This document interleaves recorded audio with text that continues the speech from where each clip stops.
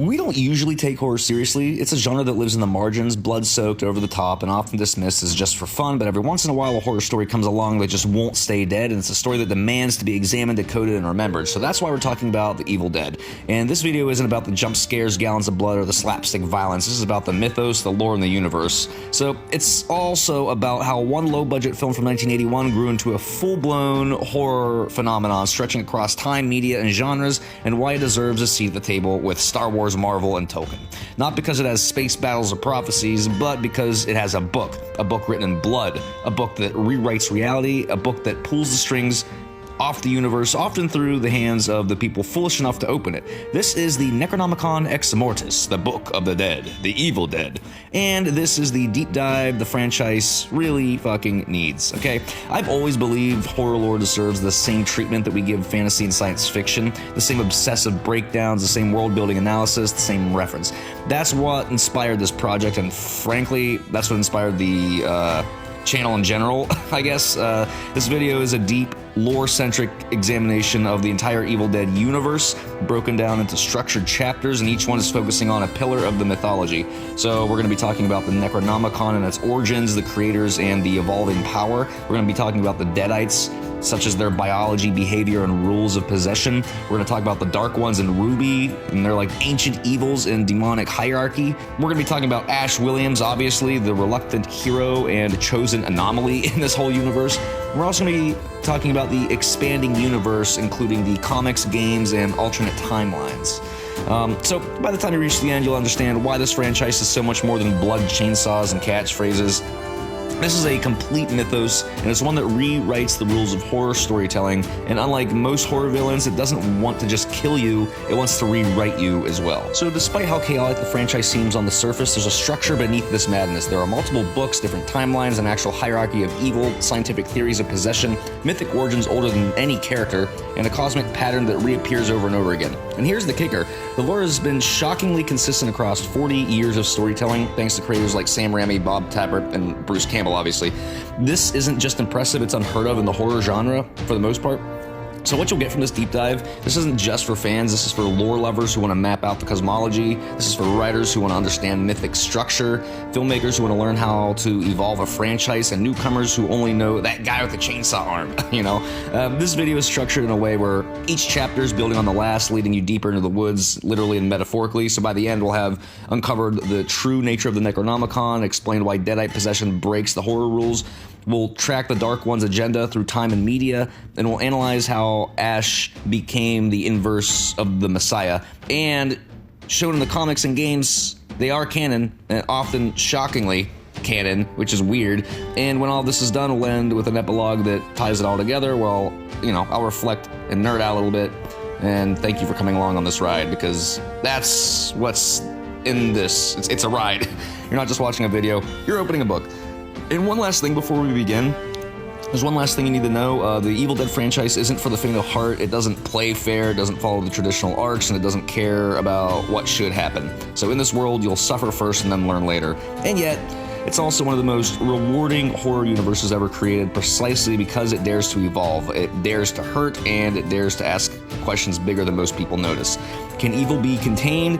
What happens to the person who keeps surviving? Is this free will even possible when the book is writing the story? And so if you're ready to go deeper than you've ever gone into a horror franchise, and you're ready to follow the blood trail through timelines, transitions, and trauma, then flip the page, light the fire, and grab your boomstick, because the Necronomicon isn't just a book anymore, it's a legacy, and this is where we begin. So let's open the book and talk about one of the most cursed artifacts in horror history, the Necronomicon Ex Mortis, also known as the Book of the Dead. It's not just a prop, it's the anchor for the entire Evil Dead universe, tying together Deadites, demons, timelines, and even Ash's own tragic hero arc. But where did it come from? What is it really capable of, and how close is it to real mythology? So let's find out. The book is a catalyst, okay? In the Evil Dead universe, the Necronomicon isn't just a narrative device, it's the engine that drives the chaos. Every Deadite outbreak, portal torn open, possession begins with this book, and unlike other horror relics that need to be stolen or activated through rare rituals, the Necronomicon often just simply needs to be opened or read out loud, even accidentally. Its power is passive-aggressive, and it waits patiently, relying on curiosity, human error, or even arrogance. The book's true name, Necronomicon Ex Mortis, roughly translates to Book of the Names of the Dead, or Book of the Dead from Beyond Death. In some versions, it's hinted that the book is not just written by evil, but that it is evil itself. It's alive, sentient, and hungry, bound in human flesh and inked in blood. It quite literally is a tome built from the dead for the dead and about to bring the dead back in the worst possible way. That's a lot of deads. So let's talk about the Dark Ones and the book's creation.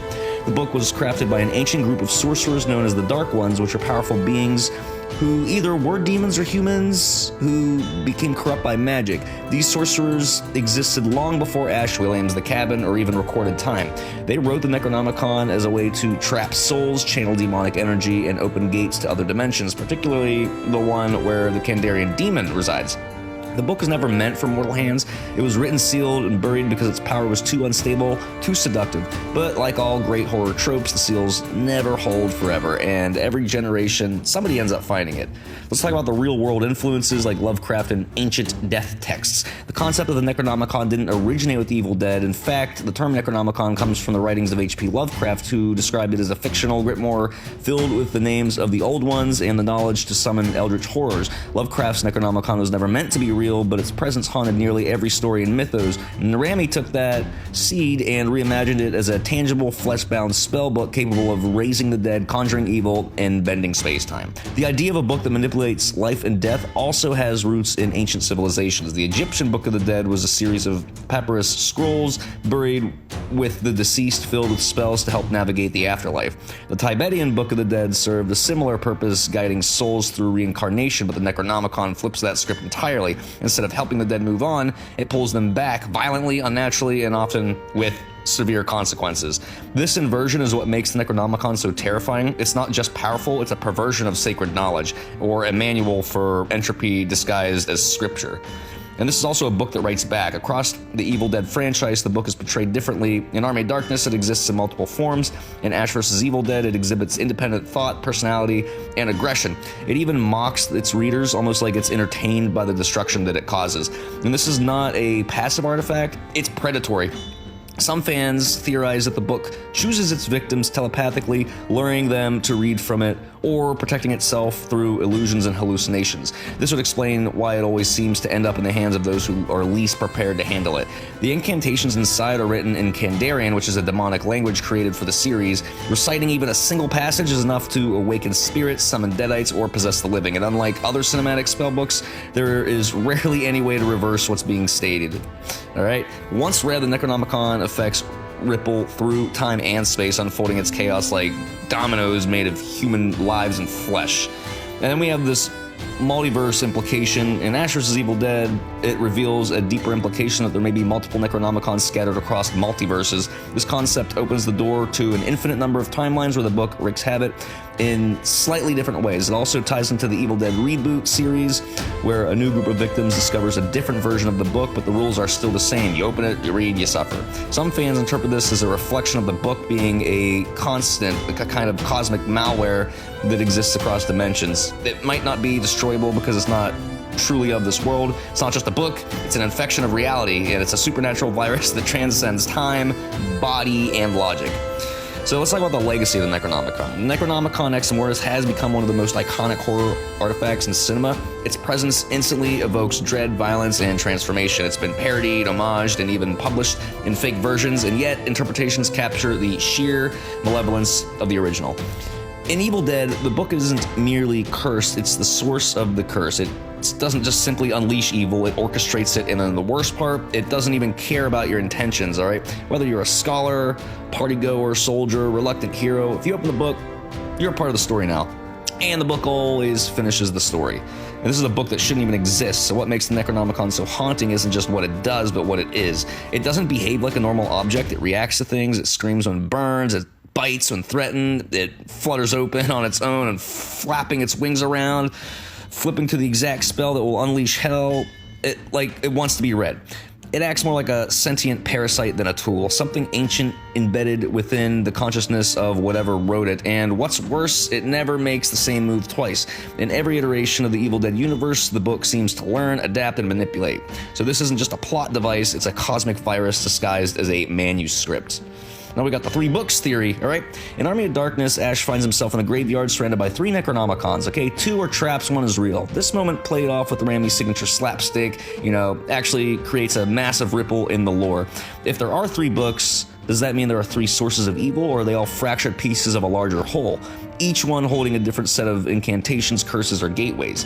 Later installments like Evil Dead Rise show us yet another version of the Necronomicon, which is heavier, covered with teeth, and locked in chains like it's trying to escape its own bindings. This one's found inside a vault beneath a condemned apartment building, and it's different, but it feels familiar.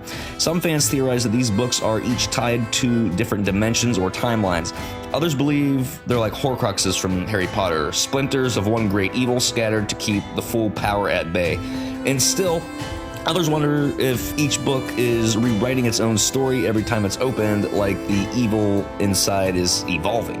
So where's the real Necronomicon in all this? It might surprise you to know that the Necronomicon wasn't invented by Sam Raimi, but that name comes from H.P. Lovecraft, like we talked about with his book. We already talked about that. Raimi is a huge horror nerd, and he took that concept and made it even darker. His Necronomicon is visceral, flesh, gore, teeth, blood, everything you need and expect from a Sam Raimi movie. And it's written in blood. In every iteration, the Necronomicon is said to bound human flesh and it's inked in blood. But whose flesh and whose blood? In Ash vs. Evil Dead, we do get the answer: the flesh of the damned and the blood of the innocent.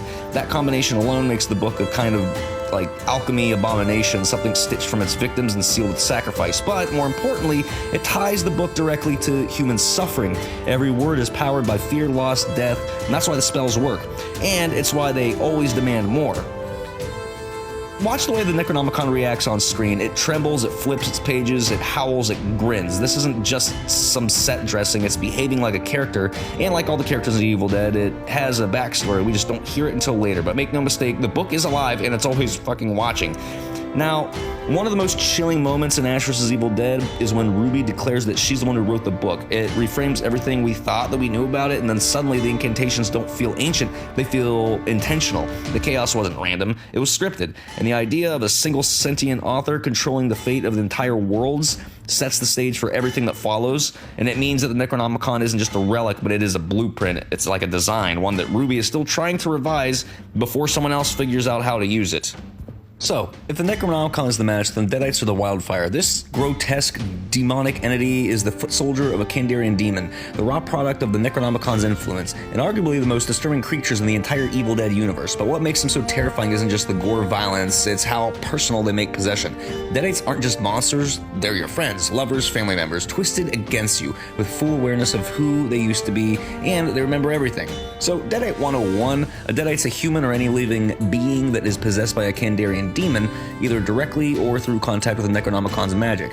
The transformation is fast, brutal, and permanent, so once someone becomes a Deadite, the original soul is either destroyed, suppressed, or trapped, forced to witness their own body used like a puppet by a cosmic evil. Unlike other horror franchises where possession is a symptom of a greater evil like The Exorcist or The Conjuring, Deadites are the endgame.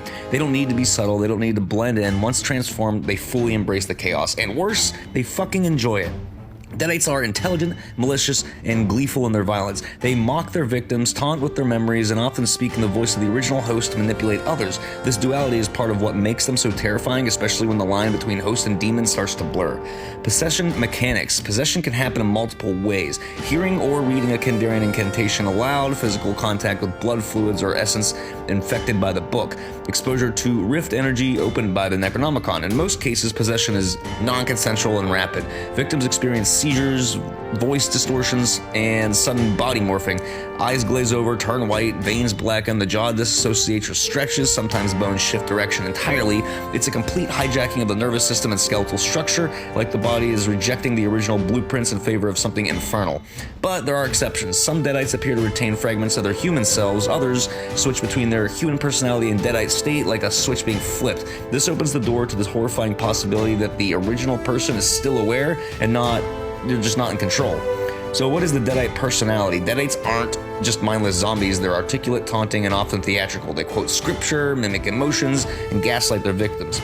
They use the host's voice to plead for mercy, then laugh when it works. This psychological cruelty is what elevates Deadites from simple monsters to one of horror's most unique threats. They weaponize familiarity, turning loved ones into leverage. Even children aren't spared. Deadite kids still speak in their own voice. It's just wrong. It's too sharp, too cold, and if the soul inside of the child is watching from behind their eyes, they're screaming without sound. So let's talk about their mutation. Every Deadite is different. Some retain mostly human shape with grotesque facial changes, yellow eyes, fanged teeth, discolored skin, but others become unrecognizable, twisted, giant, winged creatures, worm-like abominations with limbs sprouting from impossible angles. They often gain enhanced strength and agility, levitation or crawling across walls, telekinesis, or influence other objects. They can also regenerate until they're decapitated, dismembered, or destroyed by intense force or fire. And yet, they're not invincible. Ash proves that chainsaws and boomsticks still work, so if you aim right, but unlike zombies, simply damaging the brain won't kill a Deadite. They're driven by spiritual energy, not biology. They are unkillable unless you know the trick. The only consistent way to stop a Deadite is total dismemberment, immolation, or magical banishment. Even with limbs severed, they can still function independently. Severed heads continue talking, arms keep clawing. It's not clean, it's messy, loud, and full of screaming. That's part of the point. Deadites make death personal. They strip the dignity from it. And perhaps most disturbing of all, they don't see themselves as evil. To them, it's fun, it's a game, they're children, it's a cosmic joke. Pain is entertainment, and if they can twist you into despair before the final blow, all the better. So, in Ash vs. Evil Dead, we begin to see more advanced Deadites and creatures that evolve, adapt, and even strategize. Some are linked directly to the Candarian Demon, and others are linked to the Dark Ones or even Ruby, who manipulates the Deadite plague for her own purposes. This suggests a hierarchy. Basic Deadites are foot soldiers, but higher tier entities exist with their own agendas, and like any infection, they mutate. Some Deadites even possess corpses, raising them into full-bodied combatants. Others can infect trees, locations, or even entire fucking timelines. So Deadites are horror's metaphor for the loss of self. They represent what happens when identity is overwritten, when control is stripped away, and when love becomes a weapon. In a genre filled with jump scares and slashers, Deadites linger, not just because they're horrifying, but because they're intimate. You don't just fear them, you grieve them, and that's what makes them the perfect monster.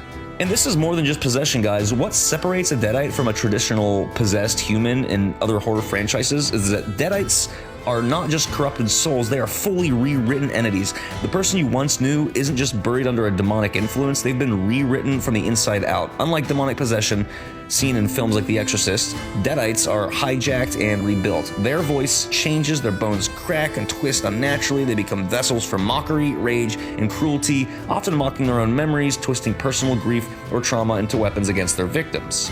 Then you have the sadistic personality. One of the most horrific aspects of a Deadite behavior is their emotional manipulation. They don't just kill, they completely torment. They'll flip between innocent-sounding cries for help and grotesque laughter.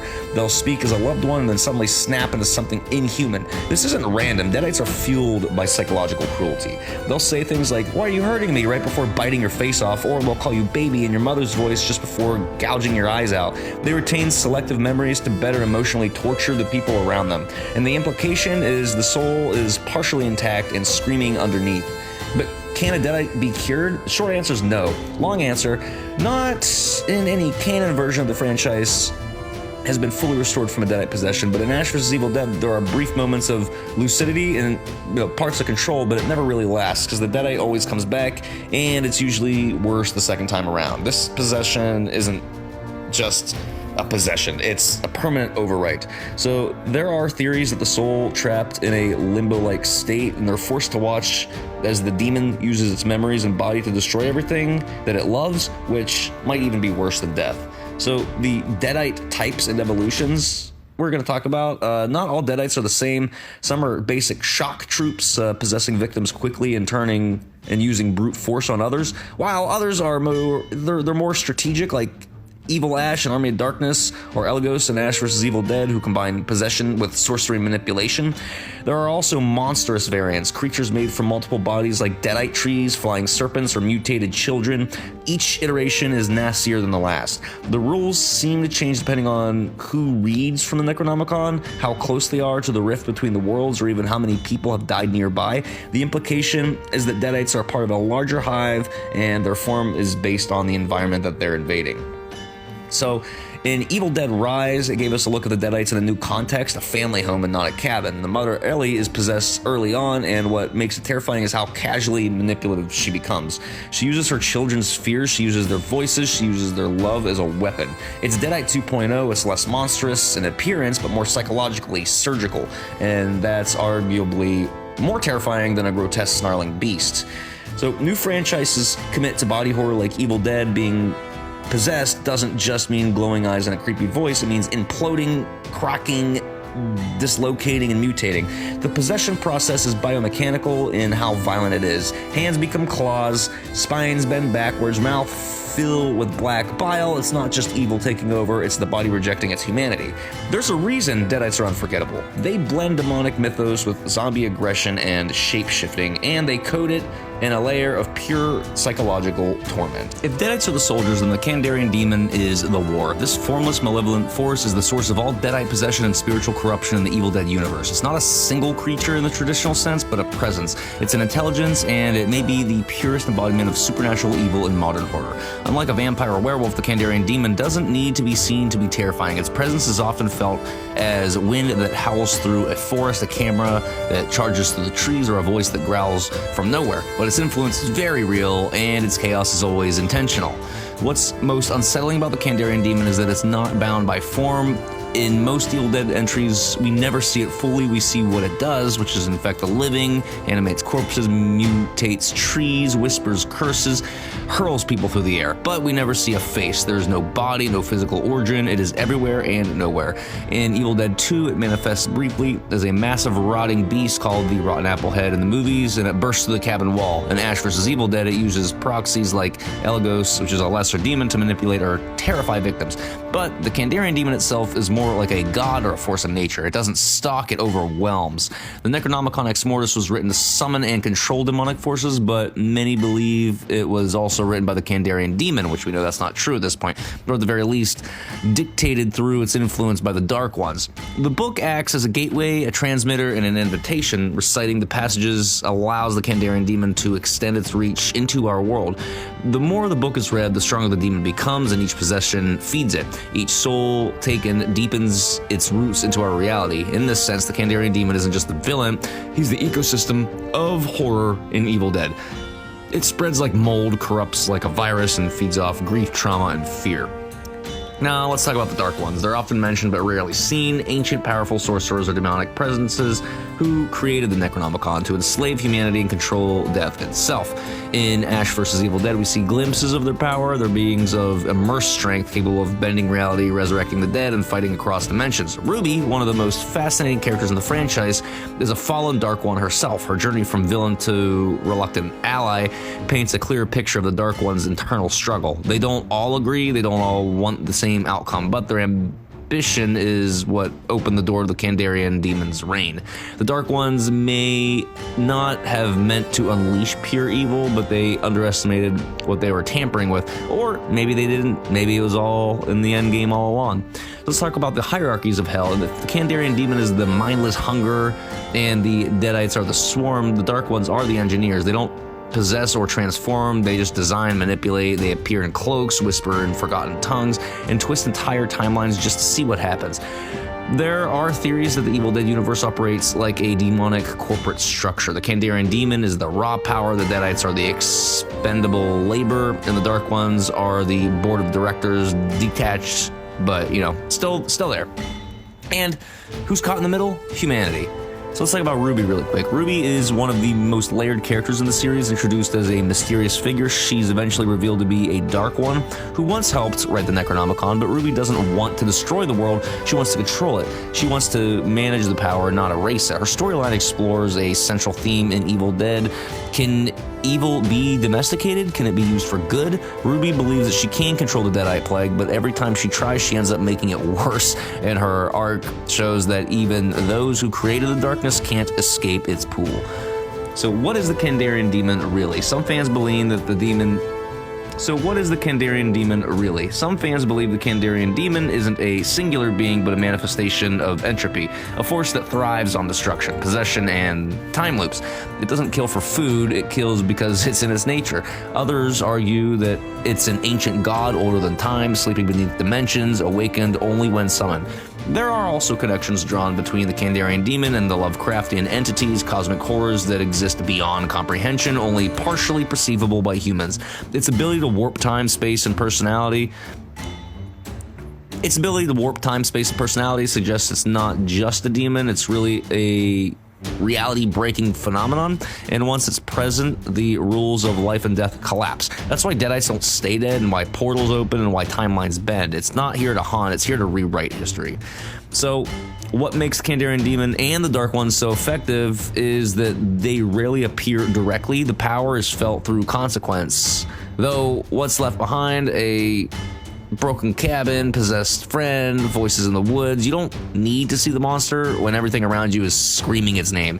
And that's what makes Evil Dead's central villain so enduring. It's not just about jump scares, it's about inevitability. Once you hear the chant, it's already too late. Don't read from the book, fucking idiots. So let's talk about Ruby here. Casual fans of Evil Dead may know the Book of the Dead, its shrieking faces, its spine-bound pages, its power to summon Deadites from the void, but few realize the full extent of its origin or the woman behind it.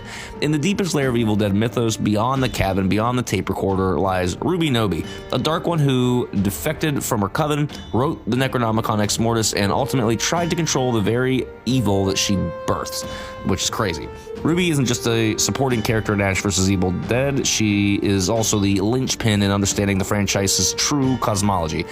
She's a being who exists between good and evil, mother and monster, creator and destroyer. Long before Ash even ever stepped foot into the cursed cabin, there existed a cabal of ancient godlike sorcerers known as the Dark Ones, which Ruby's part of. These weren't your average spellcasters, they were primordial beings of immersed knowledge and bottomless cruelty. And their purpose was to pierce the veil between worlds, allowing chaos and corruption to bleed into reality. And their ultimate tool was the Necronomicon Ex Mortis, which is a tome created through forbidden rites and written in blood, but it wasn't a shared effort. It was the work of one, and that is Ruby, who defected from her brethren in secret.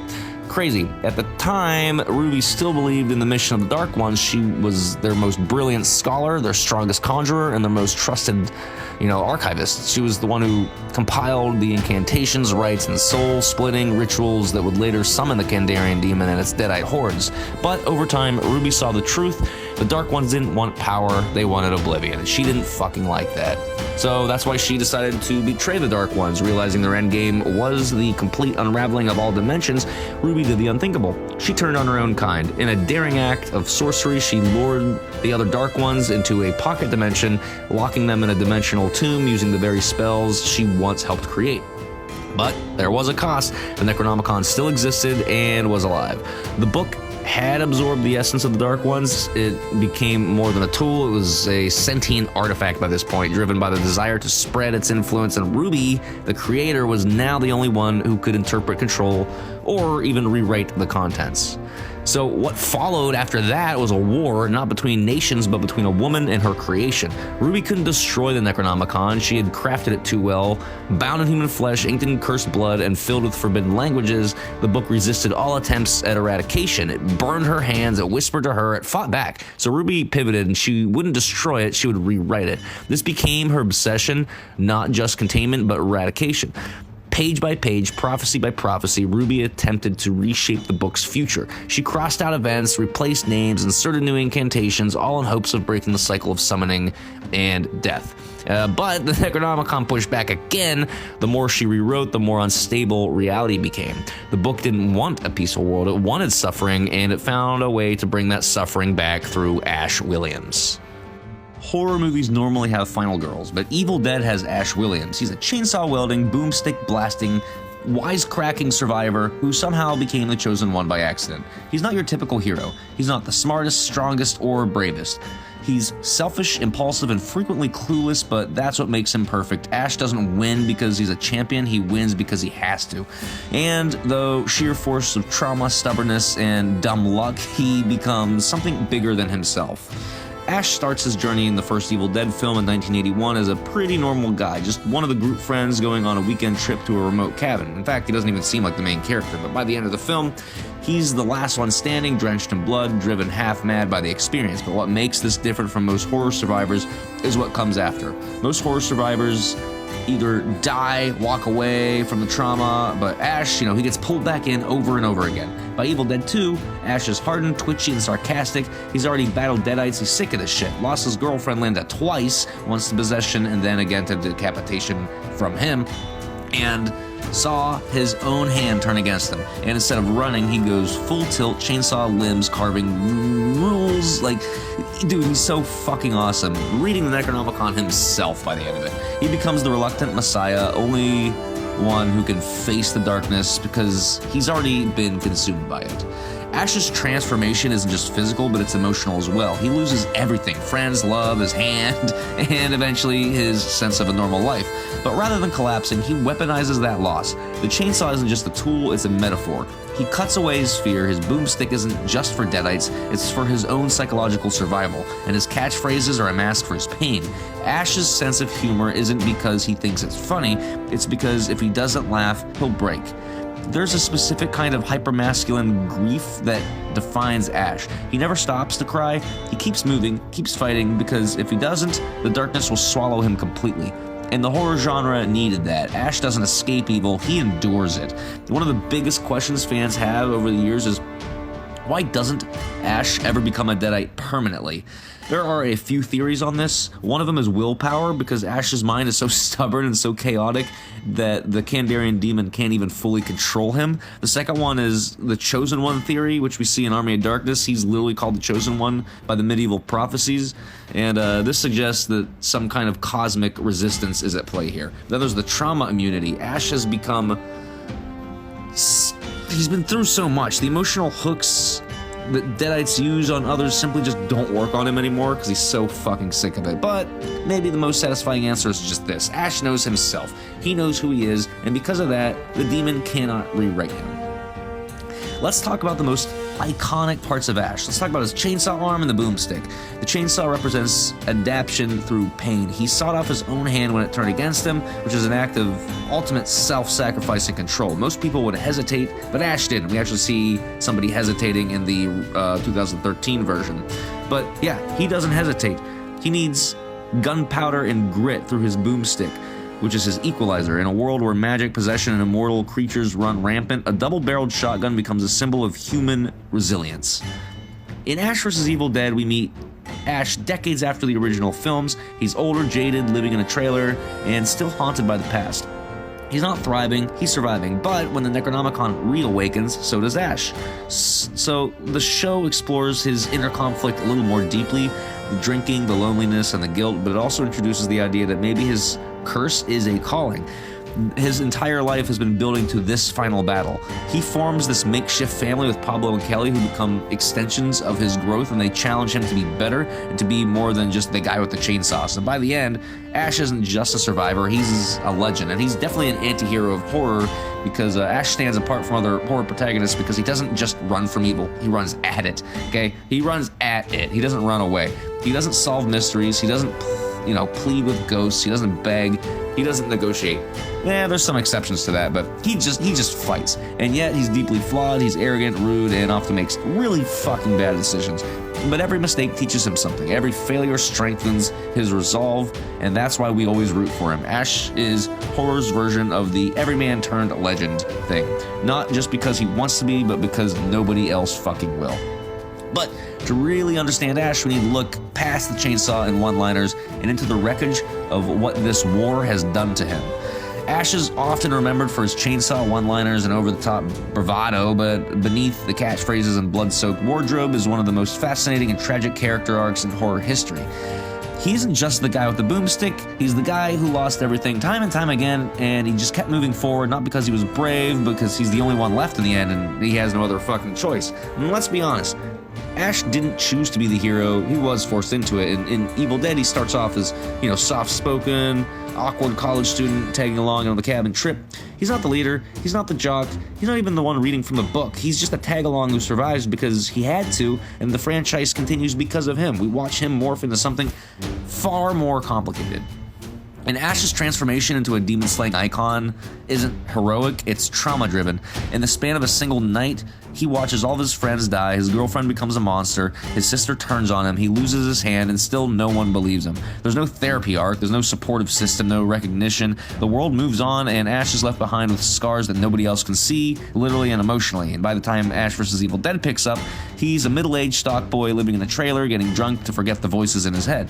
People write him off as a burnout, he's alone, he's deep down, he believes he deserves it because everyone else died and he didn't. One of the most misunderstood aspects of Ash is his humor. Yes, he's hilarious. Yes, he delivers quips like a B-movie action star because he is, but at wit, it's his armor. That's his armor. Ash uses sarcasm the way most people use sedatives to dull the pain. His constant jokes aren't a sign of confidence, but an emotional detachment. Because after all, how else do you keep going when the world keeps asking you to chainsaw the ones you love? By Ash vs. Evil Dead, his one-liners come off more desperate than cool. They're the crutch of a man who's been to hell and back, and he's terrified of silence, because silence means that he has to remember. And unlike most horror protagonists, Ash never gets the iconic return. He doesn't become a legend. He doesn't get closure. He gets laughed at, dismissed, and he's called fucking crazy. And yet he keeps fighting, not because he's brave, not because he's noble, but because nobody else can fight them. That's what makes Ash different from the other horror survivors. He doesn't pass the torch, he becomes the torch, burnt and flickering, but still lit.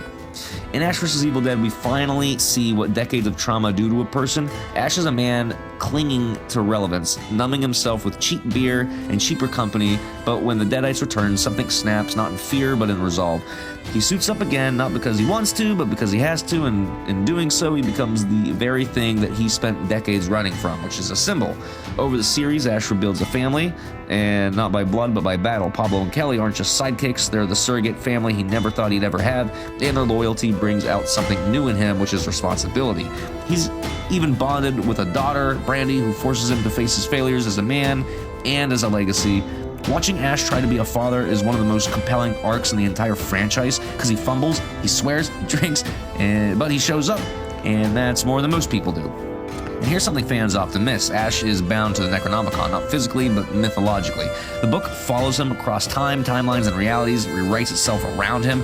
Ruby herself refers to him as the prophesized one, and the book doesn't just fear him, but it does also need him. But why? Because Ash represents chaos that cannot be written out. He's the human variable in a demonic equation, an unpredictable rogue in a universe of fate, and that's why Deadites can't fucking break him.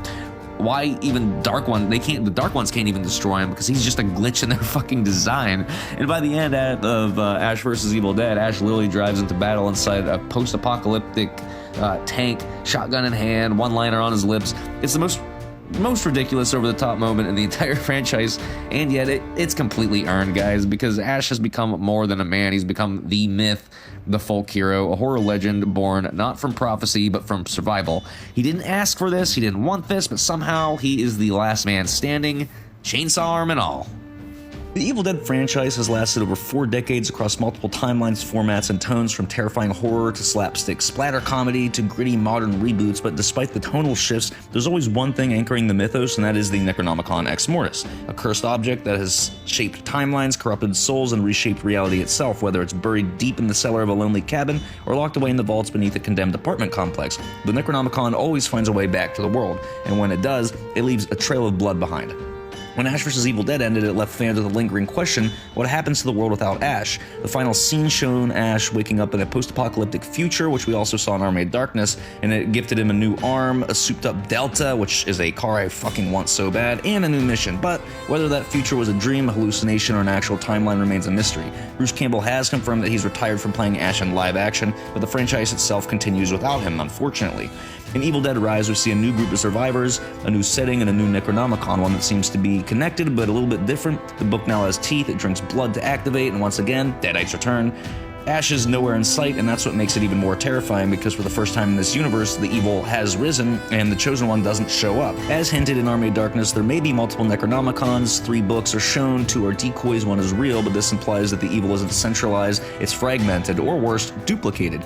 Each book might have been written in a different era, sealed in a different reality, or cursed by a different author. In the reboot and in Rise, we see consequences of those scattered evils, new victims unaware of the warnings, reading from the book with no idea what they've unleashed. Something that exists across all timelines, never destroyed, never silenced. Every time it's burned, buried, or banished, it just reappears, and that persistence isn't just demonic resilience. It might be foundational. Some fans believe that the book is like a cosmic constant, something embedded in the structure of reality, an artifact that needs to exist because it keeps the veil between worlds thin. Destroying it might not just banish evil, it might shatter the barrier and our realities completely. If the Necronomicon is a cosmic virus, then Ash might just be the vaccine. A fan theory gaining popularity suggests suggests that Ash isn't just a survivor, he's fate's correction. He's like a glitch of the Necronomicon's plan or a ghost in the machine. Every time the book is read, the evil spreads, but so does Ash. Even in Rise, where he doesn't appear, we still hear his voice in a very brief blink if you miss it audio recording that suggests his legacy, or perhaps his very presence transcends time. But what if Ash wasn't just chosen by chance? What if the universe created him as a failsafe? A sarcastic, traumatized, chainsaw-wielding drunk who just so happens to be the only thing the Deadites can't predict. The only human who can't be manipulated by grief, fear, or despair because he's already lived through all of it. He's not the hero because he's strong, he's the hero because he's too stubborn to die. The future of the franchise, with Bruce Campbell stepping back, the franchise has a choice. Either end the story with Ash's legacy intact, which I think they should have done, or explore a world with its guardian, which I also don't hate. And perhaps, at that point, Ash didn't stop the evil, he just delays it. The Book of the Dead finds a way. In the original trilogy, the book is stumbled upon by accident. A group of kids read a recording and hell breaks loose. But what happens in a world where people actively seek out the book? And that's like one of the most scariest possibilities of all. Cultists, governments, corporations, people who think they can harness the Deadites, use them, command them, sell them, like the fucking company in the Alien franchise. And when that happens, the apocalypse won't come from a cabin in the woods, it'll come from a boardroom, a lab, or a war room for someone who thinks they're smart enough to weaponize evil. They won't need to read it out loud, they'll just fucking stream it. Comic books have quietly become a massive and surprisingly rich extension of the canon. Published primarily by Dynamite Entertainment, the Army of Darkness comics began in the early 2000s and have since spawned dozens of issues, crossovers, and alternate timelines. The comics aren't just side stories, they expand the mythos, add new threats, and even reveal new rules about how the Necronomicon works. Think of them as the Evil Dead multiverse, with Ash as the reluctant constant across every single timeline. There are story arcs where Ash is hurled through time, stranded in ancient Egypt, or trapped in a future where Deadites have already won. In Army of Darkness, Ashes to Ashes, he is sent back in time to the original cabin and forced to relive the events of Evil Dead 2, but this time he has the knowledge of what's coming. In the comic series Army of Darkness, Shop Till You Drop Dead, the Necronomicon ends up inside an S-Mart warehouse, meaning the Deadites are unleashed in Ash's workplace. It is hilarious, but it also confirms something chilling, that the book follows him, even into mundane spaces. The comics dive deeper into the nature of the book itself. Sometimes it appears with different markings, other times it mutates or fuses with machinery, creating biomechanical horrors that feel more Clive Barker than Sam Raimi. In Ash vs. the Army of Darkness, the book is being studied in a museum, and once again, it's unleashed, but this time, Ash is a high school teacher trying to keep students alive. And then one of the wildest aspects of the comics is their willingness to bend universes. Freddy vs. Jason vs. Ash, which, yes, I think they need to make a fucking movie about this already, please. And this has Ash battling both of these horror icons. This series was originally pitched as a film and was meant to be the official sequel to Freddy vs. Jason. The script was rejected, but the story found life in comic form. There's even Army of Darkness and Xena Warrior Princess, which are both done by Sam Raimi, which is fucking hilarious. And the book is in ancient Greece, and Ash has to help Xena fight Deadite warlords. It sounds ridiculous, but it works. These stories may not always align perfectly with the show or films, but they enrich the universe by pushing the limits, showing us how far the evil can reach when the book is unleashed in the wrong place at the wrong time. And perhaps the most fascinating part of the comics is how they treat Ash's legacy.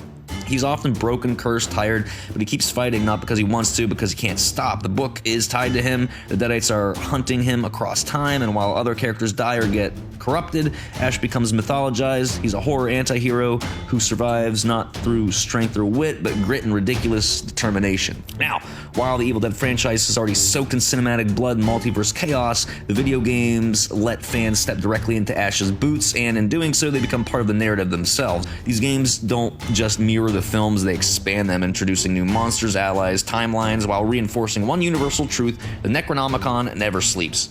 Evil Dead Hail to the King, oh my god, this is so good. Set 8 years after Army of Darkness, the PS1 game begins with Ash returning to the infamous cabin. Once again, the Necronomicon has other plans, a new villain. Professor Nobi's possessed assistant has received the book, forcing Ash to relive his worst nightmares. The lore here builds on Evil Dead 2, confirming that Ash remains tied to the book even years later. New creatures, alternate dimensions, and mutated monsters fill this game, and with Ash descending into a twisted underworld beneath the forest. Notably, this game is the first to confirm that the book won't let Ash live a normal life, and the Necronomicon is no longer content to wait. It'll pull him back whenever it's disturbed. Fistful of Boomstick's one of my favorite games of all time. Taking place in Dearborn, Michigan, Fistful of Boomstick explores what happened when Deadite evil goes mainstream.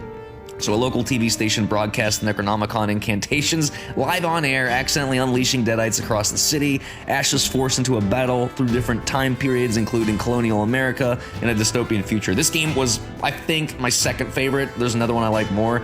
This game introduces the concept of Deadite time travel contamination, suggesting that the book can fracture reality and alter history. It also hints that Ash might be a fixed point or a temporal anomaly whose existence outside the laws of fate.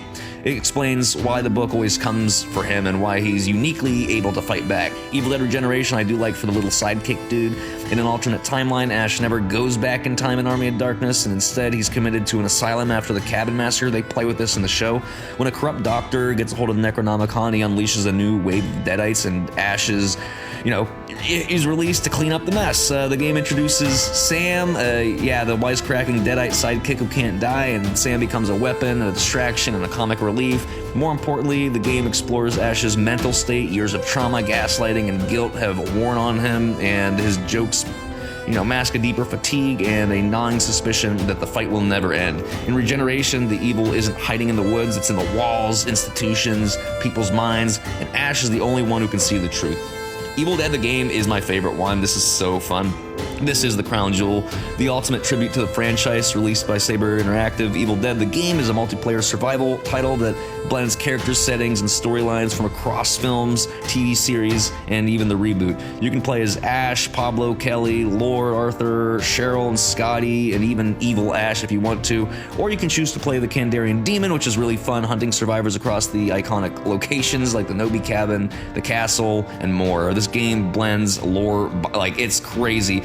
It openly confirms the multiverse theory, treating each version of Ash as canon. You're not just picking a skin, you're choosing a specific moment in Ash's timeline, complete with unique abilities, weapons, and voice lines. It's so great. The Necronomicon in this game is a focal point, and it has to be protected, banished, or reclaimed, depending on your role. And it's never safe. The book actively corrupts the environment, warping the land around it with this dark energy. Voice lines from Bruce Campbell really reinforce this narrative, and Ash knows that he's stuck in this loop, and maybe he's starting to accept that it'll never end. The video games aren't just fan service. They reflect a world where the rules of reality no longer apply, where the Necronomicon spreads across timelines. Ash is both the protagonist and a player avatar, and survival depends on cooperation, skill, and constant vigilance. And that may be the final legacy of Evil Dead in interactive form, but you don't just watch the horror, you're becoming it by this point. When we talk about Evil Dead, we're not just talking about a horror franchise, okay guys? We're talking about mythology. We're talking about a cultural phenomenon, a folktale soaked in blood, stitched together by the very fans that it has traumatized, inspired, and made laugh through gritted teeth. From a $350,000 film shot in the Tennessee woods to a multiverse-spanning saga crossing TV, comics, and video games, Evil Dead has carved out something few horror properties ever achieve, an eternal legacy. And at the center of that legacy is Ash. But there's also the cabin, the book, the woods, the voice on the tape, the chainsaw, the laughter of something not quite human, the fact that even when the credits roll, you're not safe. That's what Evil Dead is about. It's not just about the gore and the guts and the boomstick, all right? It's a story about what happens when you see the veil pulled back and realize that the monsters aren't hiding under the bed. They're already inside the house, right in your fucking face, all right? All right. So, yeah, bear with me here, because what made Ash Williams iconic wasn't that he was brave, he was a real normal college kid when this whole thing started. He panicked, he got possessed, he lost everything, and then, he just got back up and he's like, yo, evil bitch, fuck you. Ash is the blue collar Van Helsing type of character.